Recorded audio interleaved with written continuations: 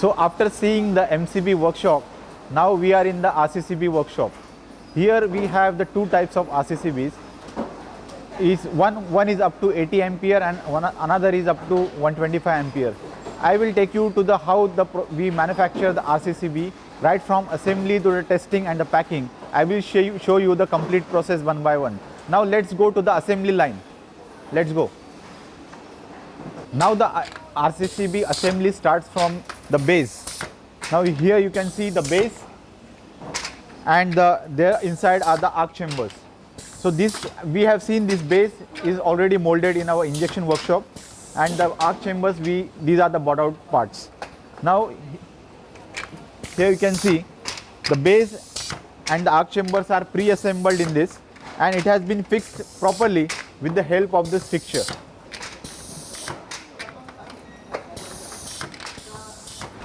The second stage of the assembly process is to fix the fixed contact inside the base. So as we have seen, these fixed contacts are having silver button. This has been welded in our welding workshop. From the welding workshop, the components comes to our warehouse first, and from the warehouse it has been pulled to the RCCB workshop for the assembly. So that and we follow the first in first out process, as I have seen in the earlier video of the MCB warehouse workshop. Now here you can see how we assemble the fixed contact.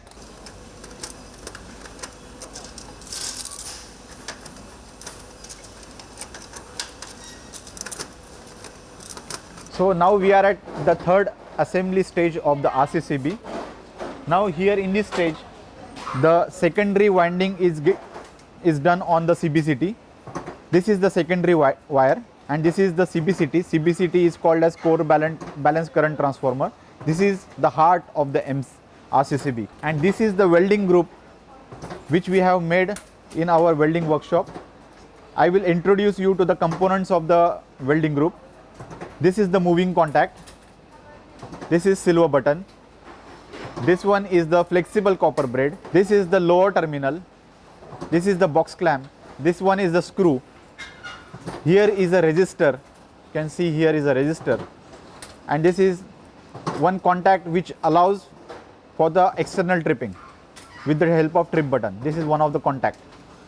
So now this assembly is also wound around the CBCT, and it acts as a primary.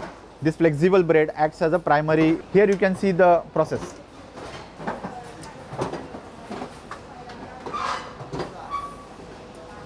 Now we are at the fourth stage of the RCCB assembly process. This is the support for the drive shaft, and actually it assembles with the moving contact. It assembles with this assembly in the moving contact side. And this is one of the spring. This is a contact spring which maintain the contact pressure. This spring is very important as far as the temperature rise is concerned. So here you can see the assembly process. Now we are at the fifth stage of the RCCB assembly. Now here you can see this is the primary winding already wound to the CBCT. This is the support which goes inside the moving contact.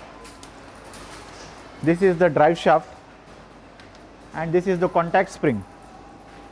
So this contact spring is very important to maintain the contact between the fixed and the moving contact, the contact pressure. So finally it will turn how much is the force in between the moving and a fixed contact, and finally it will result in the temperature, how much to control the temperature rise. Now you can see the assembly process.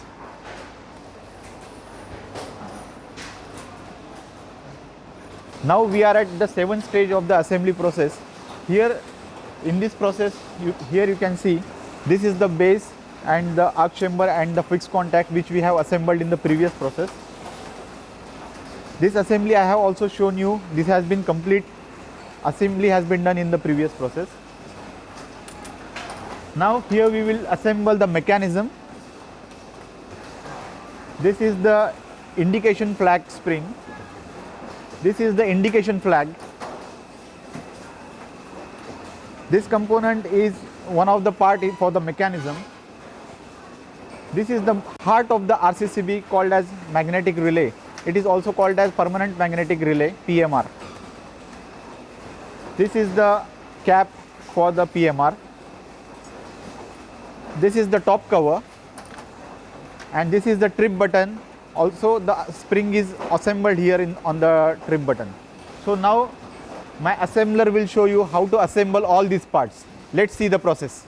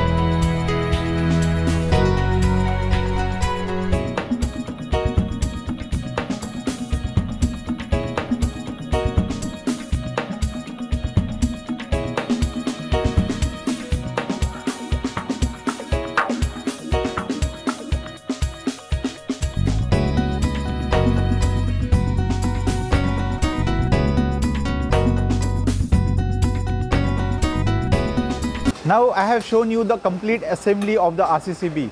Now we have seen completely 7 processes to finish the RCCB assembly. Now the testing will start. The testing starts with the demagnetization process. Here in my hand there is a process card. The first stage is the assembly is already finished. Now second stage is the demagnetization. This is the machine to check the demagnetization. Now let's go and see what this machine checks. This machine has the 4th station to check the demagnetization, and during the demagnetization and the magnetization mode alternating, the residual tripping current is being applied, and we check whether the RCCB trips in that condition or not. So this is the most important process. Before this process was done manually, but recently we have implemented this machine which is completely automatic, so that we can guarantee that the demagnetization and the entire calibration process is guaranteed, and the RCCB will function function well. So now let's go and see how the demagnetization and the magnetization process works. After the demagnetization process is over, the RCCB we do the first calibration. Again the residual tripping current is being applied. Here you can see there are 2 stations. In the first station there is a calibration, means we apply the residual tripping current and whether we check the RCCB is tripping under that conditions or not. And here in the second station we trip the RCCB by applying the by pushing the trip button. There is you can see the white trip button. The RCCB, the lever of this machine push the trip button and the RCCB is trip. We check whether the RCCB is functioning okay or not.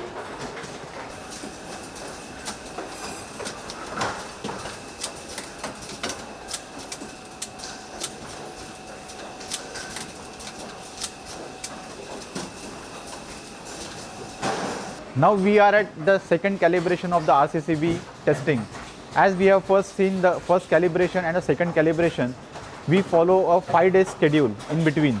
So why we follow the 5-day schedule is because we allow RCCB to cure for the aging, and we see whether there is any effect of the environment on the RCCB inside PMR or inside components or not. So after we do the second calibration, we pass the residual tripping current inside the RCCB, and after that we check by the external tripping with the help of the trip button. Here you can see the process. In the first stage, the residual current is being passed and the RCCB trips, and in the second stage it is tripped by external by the trip button. Now we are at the third calibration. Between the second and the third calibration, we allow the RCCB for 3 days. There is a gap of 3 days between the second and the third calibration. The reason is the same as I told you, the aging. And after the third calibration, we can 100% sure that the RCCB will perform its job in any condition across the world. So the process is the same, that we apply the residual tripping current and the RCCB is stripped, whether we check the RCCB is tripping normally or not.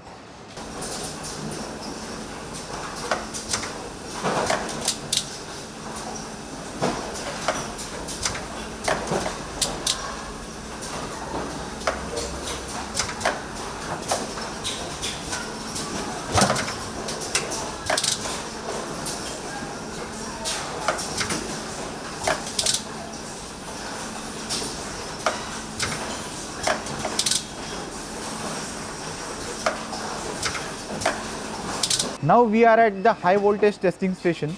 After all the calibrations has been finished, this is the last stage of the testing where we apply the 2.1 kilovolt for the 1 second, and we see whether the RCCB has any leakage current passing through or not.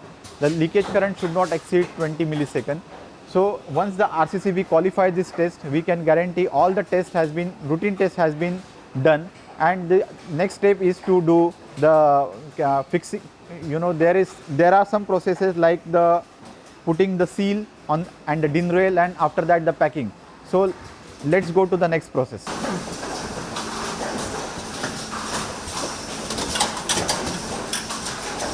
Now we are at the automatic printing station. You can see here we are doing the top face printing. The top face printing data is the most important, where the logo of the customer is being applied. Also there are the technical parameters being printed. So all has been done automatically with the help of this machine. Before we used to do all manual, but there are some kind of limitations and some kind of we received the quality complaint from the customers. So now the printing has been done automatic, so that we can ensure the quality of the printing is good.